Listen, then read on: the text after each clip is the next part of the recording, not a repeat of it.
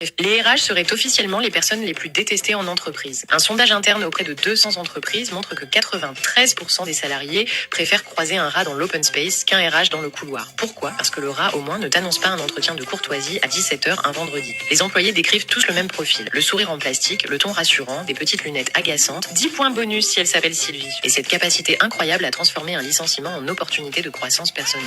On te vire ou on ne t'augmente pas, mais on te prie de voir ça comme un nouveau départ ou une opportunité de faire tes preuves.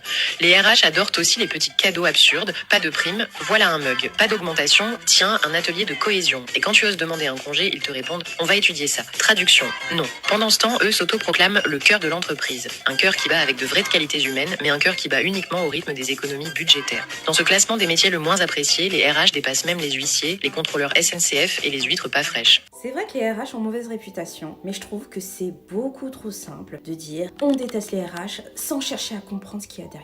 Parce qu'à la base, les RH, ce sont des salariés à qui on a donné un rôle. Ils sont coincés entre deux mondes, celui des salariés et celui de la direction. Donc ils doivent protéger les intérêts de l'entreprise tout en essayant d'accompagner les collaborateurs derrière. Et on oublie trop souvent que les RH sont des salariés aussi.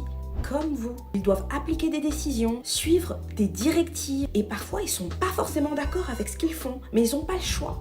Après, je suis d'accord, certaines pratiques RH sont critiquables. Beaucoup de salariés ont eu des expériences négatives, je l'entends. C'est vrai aussi que le contact humain s'est perdu, qu'il n'y a plus de dialogue, plus de pédagogie et surtout plus de confiance du tout.